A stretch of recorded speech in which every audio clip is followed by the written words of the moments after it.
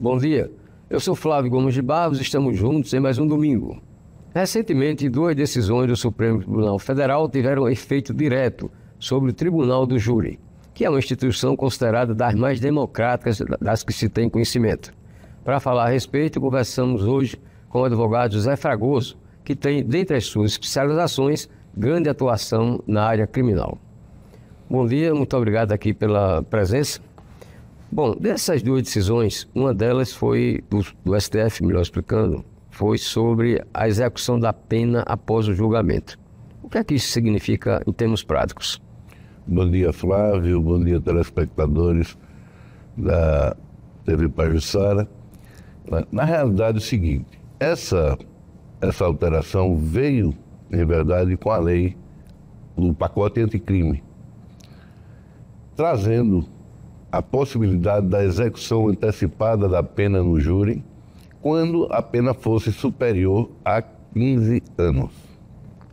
Ocorre que se discutia muito sobre a constitucionalidade da lei em função do que sempre interpretou o próprio Supremo Tribunal Federal, que é a presunção da inocência até o trânsito em julgado da sentença penal condenatória, como diz a Constituição Federal.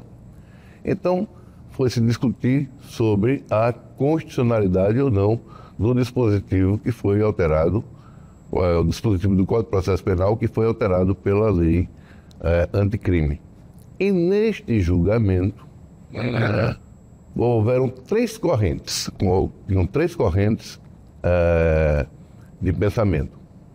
Uma, liderada pelo ministro Barroso, que entendia que, independentemente da pena aplicada, do julgamento pelo Tribunal do Júri já podia se fazer a execução imediata da pena.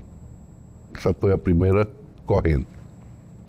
Houve uma outra corrente, que era liderada pelo ministro Gilmar Mendes, que dizia que não, que era inconstitucional mesmo a partir dos 15 anos. Por quê? Porque vigorava o princípio, devia prevalecer o princípio da presunção de inocência. E uma outra corrente, essa liderada pelo ministro Fachin, que queria manter o texto da lei nos 15 anos. E que foi acompanhado, nesse caso, pelo ministro Fux, que fez mais uma ressalva para alcançar também todos os feminicídios. Como a proposta do ministro Barroso foi a que teve o maior número de votos, né? Inclusive somando as outras duas, a do ministro Barroso teve quase, se não me engano, 6 votos. Então, prevaleceu o entendimento de que qualquer que seja a pena aplicada, no julgamento do júri é possível se fazer a execução provisória da pena. Observe, Flávio, que a gente está diante de uma decisão de primeiro grau. Nós não estamos nem diante da decisão de um tribunal. Então, da decisão de primeiro grau, já se pode fazer a execução imediata da pena. E o que foi que o Supremo disse com relação a isso? Disse que prevalecia aí o princípio da soberania dos veredictos, que com todas as vênias, nada tem a ver com a presunção de inocência. O princípio da soberania dos veredictos é aquele que diz o seguinte: das decisões de mérito do júri, nenhum tribunal pode modificá-la. Mas há casos no júri em que o julgamento é anulado por vícios processuais e há casos também que a decisão, quando ela é manifestamente contrária à prova dos autos, há a possibilidade de recurso e o tribunal, se entender que a decisão foi manifestamente contrária à prova dos autos, ele manda o réu a novo júri. Portanto, em nada conflitava o princípio da soberania dos veredictos com o princípio da presunção de inocência. Mas, neste caso, o Supremo optou por fazer prevalecer o princípio da soberania dos veredictos, que é, na realidade, um princípio posto em favor do acusado contra o excesso do Estado. Neste caso, ele foi interpretado em desfavor dos interesses do acusado. Essa é a questão que foi posta nesse julgamento. Portanto, hoje, da forma que está, tendo a decisão do júri, é possível fazer a execução imediata da pena. mas algumas questões ainda não foram resolvidas. Por exemplo, e para os casos anteriores, vai se aplicar essa lei? A gente aprendeu que a norma de direito penal, ela não pode retroagir para alcançar os fatos passados. Mas eu estou com um caso em Minas Gerais de um réu que foi condenado em primeiro grau pelo Tribunal do Júri e saiu de lá preso. Nós impetramos um habeas corpus, mas ainda não obtivemos o julgamento desse habeas corpus. E eu queria dizer, com relação a outra decisão recente do STF, quanto à possibilidade de recurso quando o júri absolve no quesito genérico. Então vejam só, aí é onde vem a grande contradição do STF. Aí sim a gente tem a aplicação do princípio da soberania dos veredictos. A doutrina e a jurisprudência sempre discutiram essa questão. Se da decisão do júri que absolve o acusado no quesito genérico, quando se pergunta, o jurado absolve o réu? Se os jurados disserem sim, a discussão que existia sempre é a possibilidade do recurso da acusação neste caso, porque o da defesa sempre foi possível, nunca ninguém colocou em dúvida. Por quê? Porque entre o princípio da soberania dos veredictos e o direito de liberdade deve prevalecer sim o direito de liberdade. Esse princípio ele não é absoluto. Mas como foi que julgou o Supremo Tribunal Federal nesse caso? Nesse caso ele disse que não aplicava a soberania dos veredictos, ou seja, havia a possibilidade do recurso da acusação, mesmo quando os jurados respondem que querem absolver o acusado.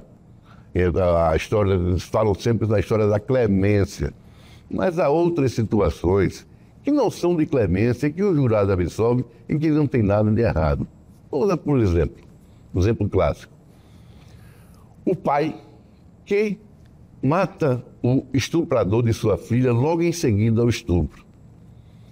Se a gente for analisar isso do ponto de vista técnico, a gente está diante de quê? De um homicídio privilegiado.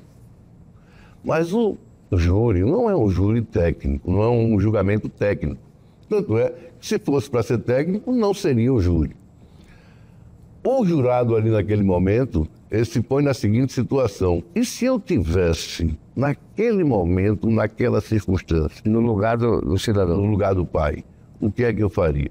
Então, a meu ver, quando não era para aplicar o princípio da soberania dos veredictos, o Supremo fez em detrimento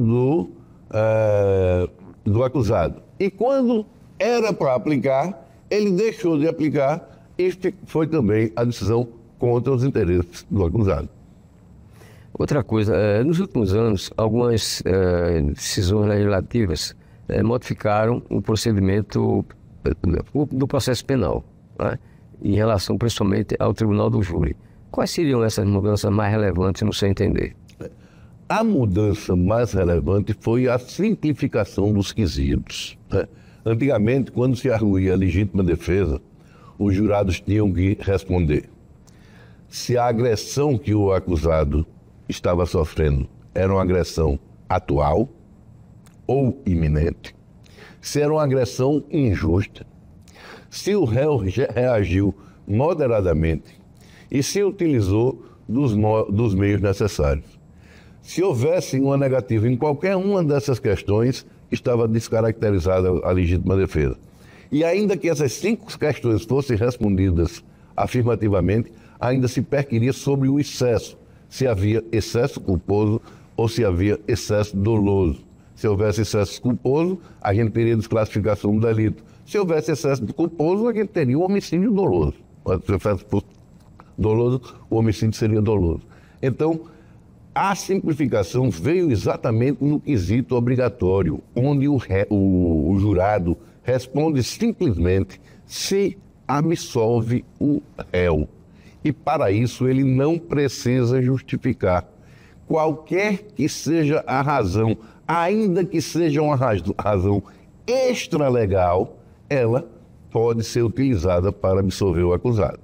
No entanto, com essa decisão do Supremo, vai ser possível sindicar essa decisão do júri através do recurso da acusação, o que a doutrina e a jurisprudência pátria vinha se inclinando para não aceitar.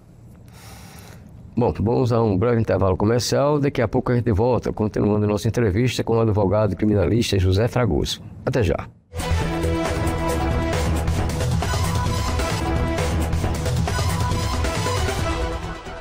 Estamos de volta com o programa Contextualizando. Aqui comigo, o advogado criminalista José Fragoso. Fragoso, há uma corrente na área jurídica que defende o fim do Tribunal do Júri.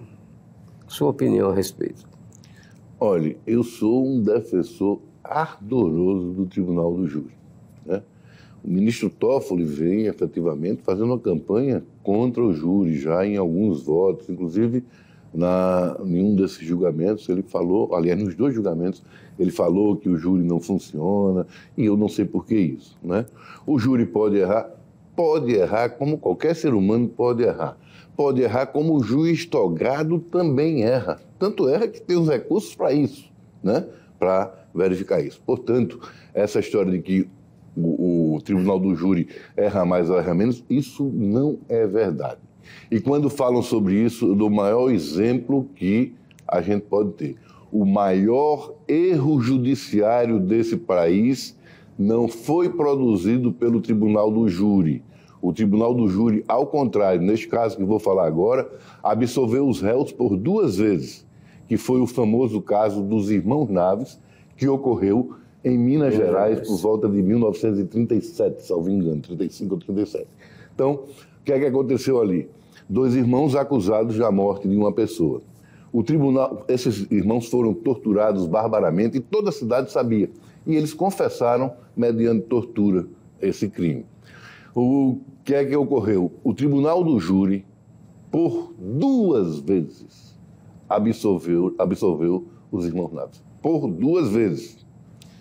Na primeira vez, existia uma nulidade no recurso, o Tribunal de Justiça mandou voltar. E na segunda vez, como não existia naquela época o princípio da soberania dos veredictos, o Tribunal de Justiça disse que a decisão do júri estava errada, que não era possível fazer uma prova melhor do que tinha sido feito pela Polícia Judiciária com relação à autoria e à materialidade daquele crime. E condenaram os irmãos Naves a 18 anos de prisão. Essa foi a pena definitiva, 18 anos de prisão. Eis que 12 ou 15 anos depois da morte, depois do julgamento, o suposto assassinado apareceu vivo. Ou seja, por 2 vezes o Tribunal do Júri acertou. E o Tribunal de Justiça de Minas Gerais, formado por juízes, togados, desembargadores com experiência em julgamento, praticou um julgamento errado.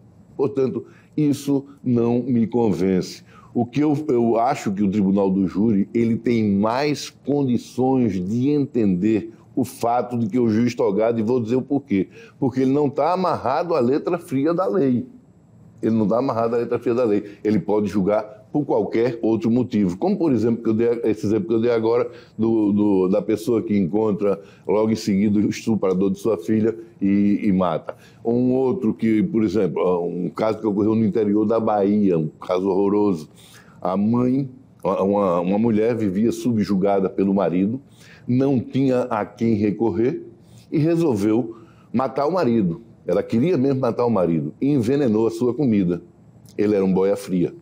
Essa comida foi até ele por um portador e nesse dia ele já tinha almoçado com um amigo dele. O portador voltou com a comida, deixou em cima da mesa na casa dessa mulher. Os seus 2 filhos vinham da escola, volta de meio-dia, com fome, comeram aquela comida e morreram, ambos morreram. Aí a pergunta que se faz é a seguinte: há alguma pena que possa ainda ser aplicada a essa mulher para corrigi-la? O resultado da ação dela já foi tão grave que as consequências do ato dela já são suficientes. Então, nesse caso, o que é que o juiz togado vai dizer? Houve aqui um erro na execução, eu vou aplicar a letra fria da lei. Ela vai responder pelo homicídio qualificado, pelo uso do veneno, veja só, contra o marido. Ou seja, ela não matou quem ela queria matar e acabou por matar as duas pessoas que ela mais amava na vida. Isso, o tribunal do júri é muito mais fácil de entender e absorver do que um juiz togado nessas circunstâncias. Por isso que eu digo que o julgamento pelo júri ele tem um pouco mais de humanidade, não é a letra fria da lei, outros elementos entram para o convencimento. Fragoso, um outro instituto que foi criado recentemente e também gera polêmica é a questão da audiência de custódia. Concorda? Concordo que gera polêmica, mas eu entendo que foi um bom instrumento que é utilizado. Por quê? Porque o juiz vai ter um contato com o preso. Ali ele vai saber se o preso foi submetido a tortura, a tratamento desumano, qualquer coisa desse tipo. É logo em seguida a prisão. E ali ele já pode tomar as providências. Então, é um instituto que, geralmente, quem está reclamando é o pessoal do Ministério Público, né? Mas, para o cidadão, é um instrumento muito bom. Prevalece mais, nessa audiência de custódia, a posição, as declarações o depoimento do próprio acusado. Daí que talvez por isso que o Ministério Público não concorde muito. Porque o que ele vai dizer ali pode ser avaliado, pode verificar se realmente aconteceu, se não aconteceu. Eu tive agora agora com o caso de um rapaz que ficou 28 dias preso, saiu depois. Era um caso de um homônimo. Qual foi a investigação da polícia? Por incrível que pareça, Flávio. O fato era o seguinte: o pai da pessoa que foi assassinada disse que seu filho saiu com um amigo chamado fulano de tal. Muito bem, só tinha essa informação. Fulano de tal, era o nome. E aí, a próxima investigação da polícia foi ir ao Instituto de Identificação e pegou um fulano de tal. E disse que aquele fulano de tal era o autor do crime, sem ouvir a pessoa, sem ouvir qualquer outra pessoa relacionada ao fato, nada.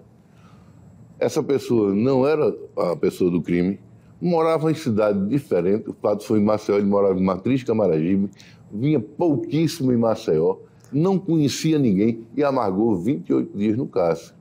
Né? Foi para a audiência de custódia, relatou tudo isso, mas mesmo assim mantiveram a prisão e somente depois que a gente apresentou e a polícia chegou à conclusão de que não era ele, depois de 28 dias é que ele foi liberado.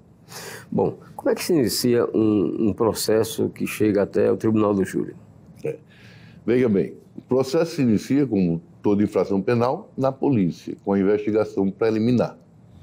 Na polícia, o delegado colhe os elementos relativos à materialidade e os indícios de autoria.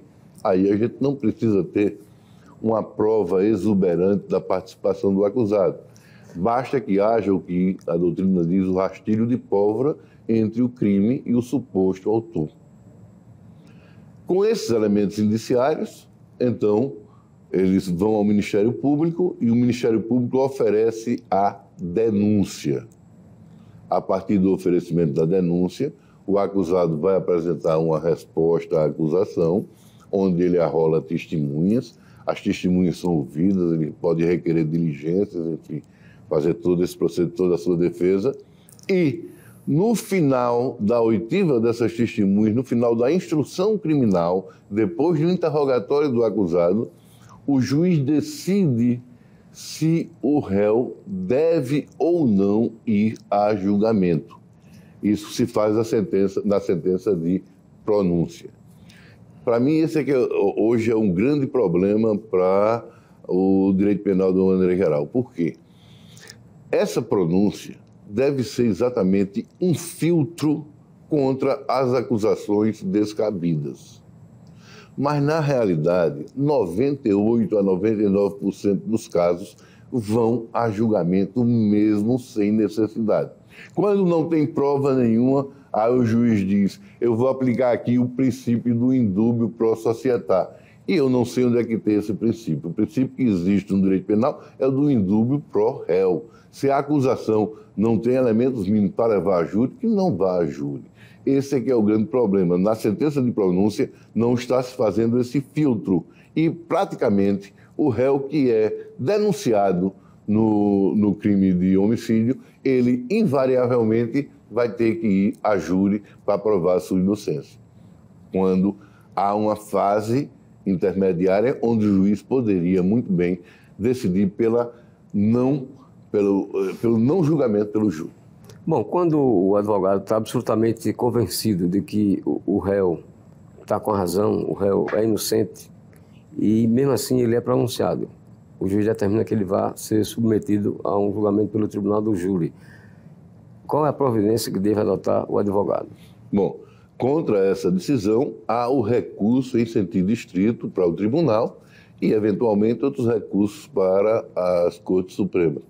Mas o que ocorre é que esse princípio do indúbio pro societate, ele é aplicado por todos os tribunais, tanto pelo juiz de primeiro grau, quanto pelo tribunal de segundo grau, quanto pelas instâncias superiores. Esse princípio que eu digo que não existe, hoje já está sendo revisto, o STJ já está fazendo bastante reservas a esse princípio.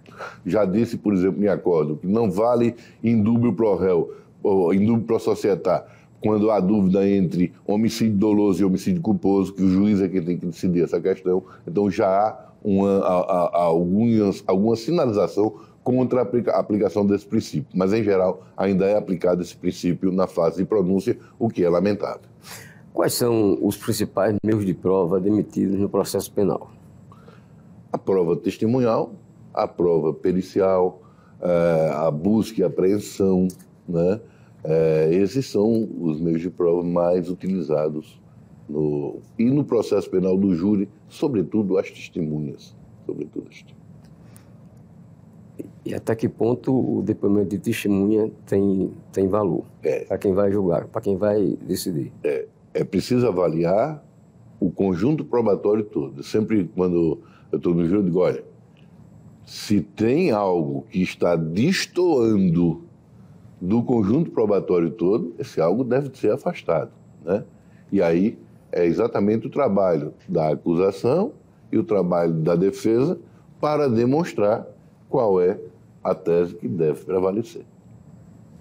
Bom, o Supremo Tribunal Federal tem sido criticado, principalmente depois daqueles episódios de 8 de janeiro de 2023, pelo fato de um ministro instaurar um inquérito, investigar, ele próprio estabelecer a penalidade e vem a indagação.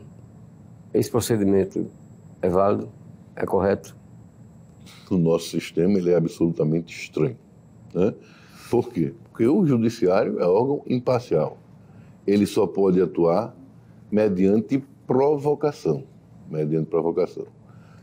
O que houve nesse caso, faço uma leitura nesse caso do ministro Moraes, é que, num determinado momento, eu não tenho dúvida de que havia um movimento que tentava desestabilizar as instituições, né? Não sei se chegou a golpe de Estado, mas que se tentou a desestabilizar, se tentou. E o Ministério Público Federal foi absolutamente omisso no início. E até que justificava alguns posicionamentos do Supremo aplicando o decreto-lei para poder fazer a defesa da Corte. Só que isso já está muito longe, isso já passou, né? Mas me parece que o uso do cachimbo fez a boca entortar, né? E agora a gente tem pessoas sendo julgadas sem foro prerrogativa de função, várias e várias denúncias de dificultar-se o direito à defesa, né? E isso não se pode permitir, principalmente na Corte Suprema. Para encerrar, meus agradecimentos e lhe deixo uma indagação. O que o cidadão brasileiro pode esperar dessa grande insegurança em que vive nosso país? Esse é o problema. Eu acho que cada um tem que voltar para o seu quadrado, né? Não é possível a gente ter esse protagonismo do Poder Judiciário da forma como está acontecendo. É necessário que as instituições funcionem normalmente, é necessário que se respeite o processo penal e que se respeite o exercício contraditório e, especialmente, a inércia da jurisdição. Não é possível que a gente tenha esse inquérito do fim do mundo até hoje, sem ter uma solução. Muito obrigado mais uma vez pela sua presença aqui no Contextualizando. Você pode rever essa entrevista com o advogado José Fragoso no YouTube da TV Pajuçara. Contextualizando deste domingo termina por aqui. Um bom final de semana para todos.